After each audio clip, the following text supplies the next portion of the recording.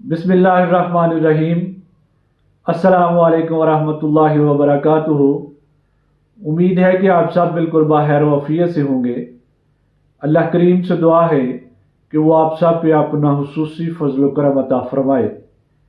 आज की मेरी वीडियो बड़ी अहम वीडियो है। रुज्जत के बारे में बात करेंगे कि रुज्जत क्या है, रुज्जत कैसी होती है, क्या रुज्जत हो जाती है, और अगर हो जाए तो इसका हल क्या है।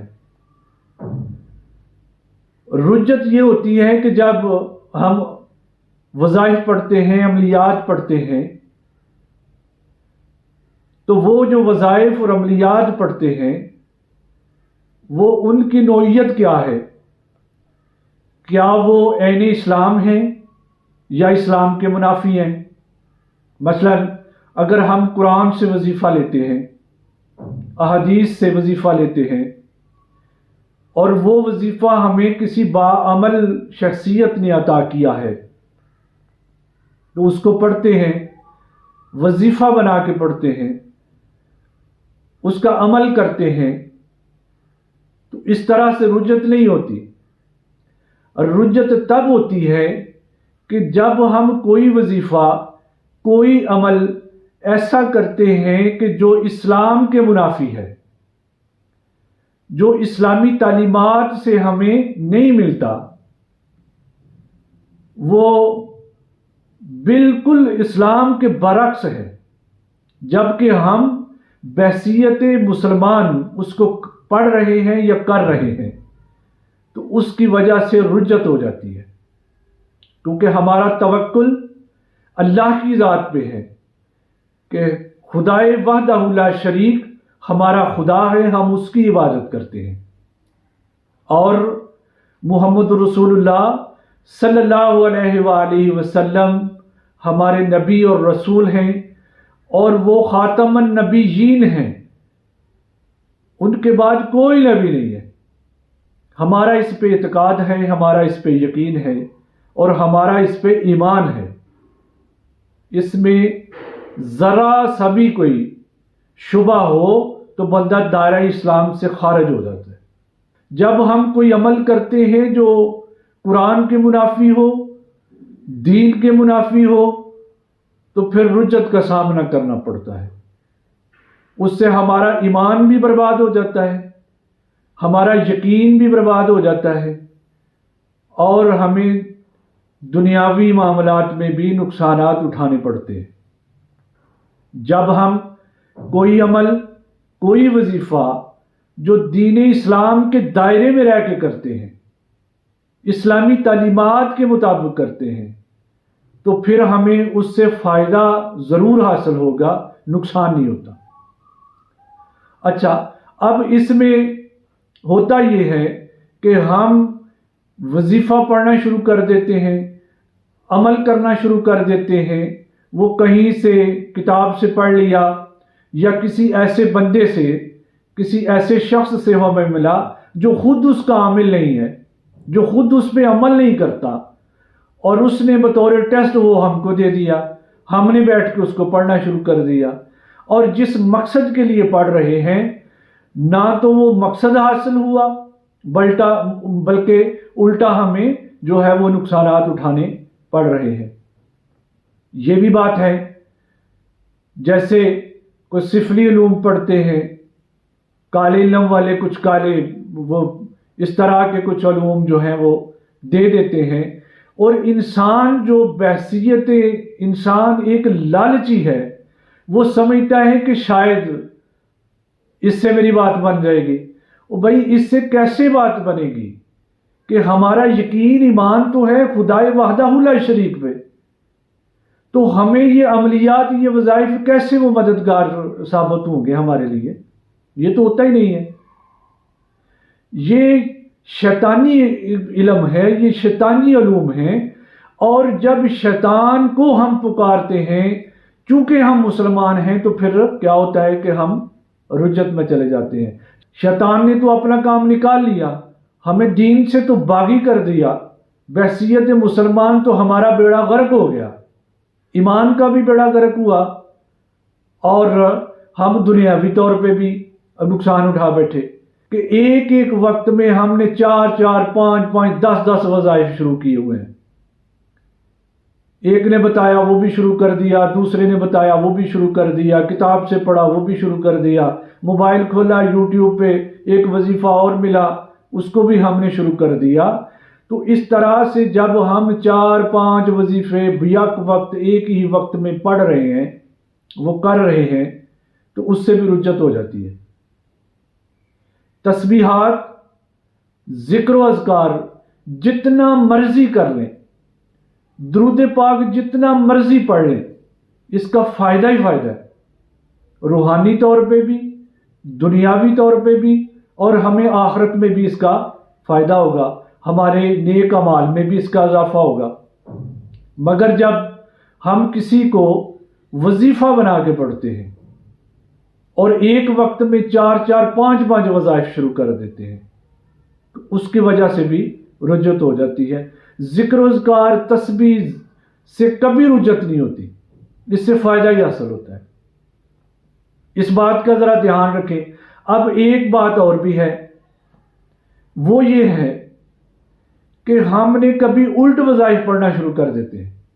مثلا ایک جگہ پہ ہم وظیفہ پڑھ رہے ہیں محبت کے لیے،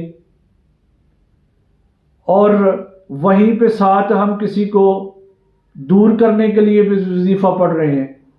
یہ 2 وظیفے ایک وقت میں کام نہیں کریں گے. یہ کیا ہوگا؟ ہم رجت کے زمرے میں آئیں گے. نہ وہ ہوگا اور نہ وہ ہوگا، وہ دونوں رہ جائیں گے. جب ہم الٹ جو وظائف ہیں وہ پڑھتے ہیں، الٹ جو وظیفے ہیں وہ کرتے ہیں، تو پھر اس سے بھی رجت جو ہے وہ ہو جاتی ہے. اور اسی طرح ہم دنیاوی معاملات میں کچھ ایسے اعمال کرتے ہیں، مثلا بلا وجہ کسی کو تکلیف دے دی، چغلی، بخیلی، دکھ، تکلیف، کسی وجہ سے بھی ہماری وجہ سے کسی کو تکلیف پہنچتی ہے، اور وہ جو تکلیف دوسرے کو ہم پہنچاتے ہیں وہ زبان سے ہو، وہ ہاتھ سے ہو، وہ عمل سے ہو، جس طرح سے بھی ہو، اس طرح کی تکلیف دینے کی وجہ سے بھی ہم رجت کا شکار ہو جاتے ہیں. اس کی وجہ سے بھی ہمارے جو اچھے کام چل رہے ہوتے ہیں وہ کیا ہوتا ہے کہ وہ رک جاتے ہیں، اور ہم جو تنزلی کی طرف جو ہے وہ بڑھنا شروع ہو جاتے ہیں. یہ بھی وجہ ہے، اس کی وجہ سے بھی رجت آ جاتی ہے. اور کچھ ایک رجت ہوتی ہے جو ہم خود ساختہ خود پہ جو ہے وہ طاری کر لیتے ہیں. وہ کیا ہوتی ہے کہ ہم نے رزق کے لیے وظیفہ پڑھا، بہت پڑھا، صبح شام پڑھا، دن رات پڑھا، مگر فائدہ کوئی نہیں ہوا. اس کے لیے ہمیں حرکت کرنے کی بھی ضرورت ہے. صرف وظیفہ پڑھنے سے رزق نہیں آئے گا. اگر صرف وظائف کی وجہ سے بھی رزق آئے تو پھر تو ساری دنیا کام چھوڑ کے گھر پہ بیٹھ کے تسبیح پکڑ لے اور بس وظائف کو شروع کر دے. اس طرح سے بھی جو ہے وہ ہم خود پہ رجت جو ہے وہ طاری کر لیتے ہیں. اب یورپ کو دیکھ لیں، اپنے ملک پاکستان کو دیکھ لیں، اپنے ارد گرد کو دیکھ لیں، کبھی فارغ بیٹھنے سے رزق نہیں آتا. اس کے لیے تگو کرنا پڑتی ہے، گھر سے نکلنا پڑتا ہے، محنت کرنی پڑتی ہے.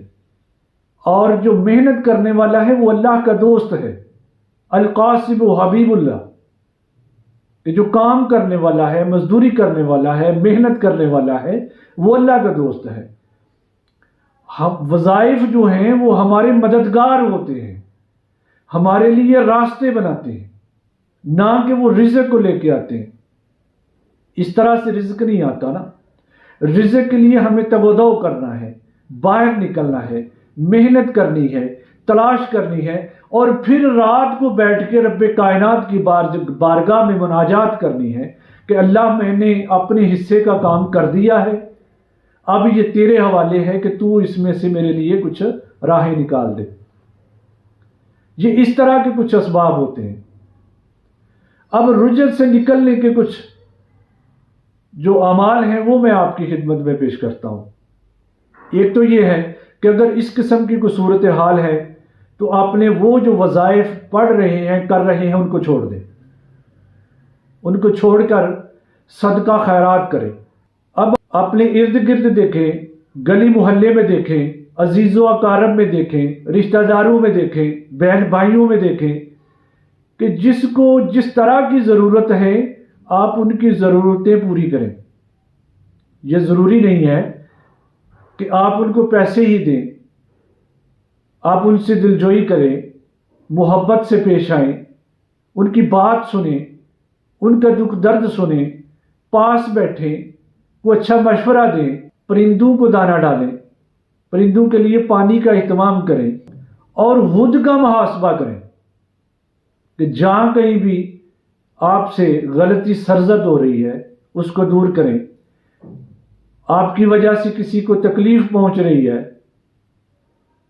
اس سے بچیں، زبان سے، ہاتھ سے، عمل سے، جس طرح سے بھی آپ کی وجہ سے اگر دوسرے لوگ تکلیف میں ہیں تو ان کی تکلیف کو رفع کریں اور اللہ تعالیٰ سے معافی مانگیں، توبہ استغفار کریں، نماز کی پابندی کریں، باوضو رہیں۔ یہ وہ چھوٹی چھوٹی باتیں ہیں جو ہمیں اس رجت سے دور کر دیں گی، رجت اس سے اٹھ جائے گی، آپ کے اعمال میں بہتری آئے گی، کاروبار میں بہتری آئے گی، رزق میں بہتری آئے گی، اور معاشرے میں مقام بڑھے گا، عزت بڑھے گی، وقار بڑھے گا۔ اور اس کے ساتھ ساتھ ایک وظیفہ آپ کی خدمت میں پیش کرتا ہوں، اس کو ساتھ میں شروع کریں، اور رات کو عشاء کی نماز کے بعد صرف 100 دفعہ، باقی تمام وظائف چھوڑ دیں، تسبیح و تحلیل جتنی مرضی کریں، ذکر و اذکار پڑھیں، قرآن کی تلاوت کریں۔ پڑھنا کیا ہے؟ یا عظیم البرکات، یا رافع الدرجات، 100 دفعہ اول و آخر درود پاک پڑھیں اور 100 دفعہ یہ عمل پڑھ لیں۔ اللہ کے فضل و کرم سے اگر آپ سمجھتے ہیں کہ آپ پہ رجت ہے، آپ کے وظائف جو ہیں وہ الٹ اثر کر رہے ہیں، آپ کو فائدہ حاصل نہیں ہو رہا، تو ان وظائف کو پڑھیں۔ انشاءاللہ بفضل تعالی اللہ تعالیٰ اپنا فضل و کرم کرے گا اور آپ یہ جو رجت والا معاملہ ہے یہ ہمیشہ کے لیے دور ہو جائے گا۔ مجھے بھی دعاؤں میں یاد رکھیں، خود بھی دعا کریں، اللہ کریم ہم سب پہ اپنا فضل و کرم عطا فرمائے۔ السلام علیکم ورحمۃ اللہ وبرکاتہ۔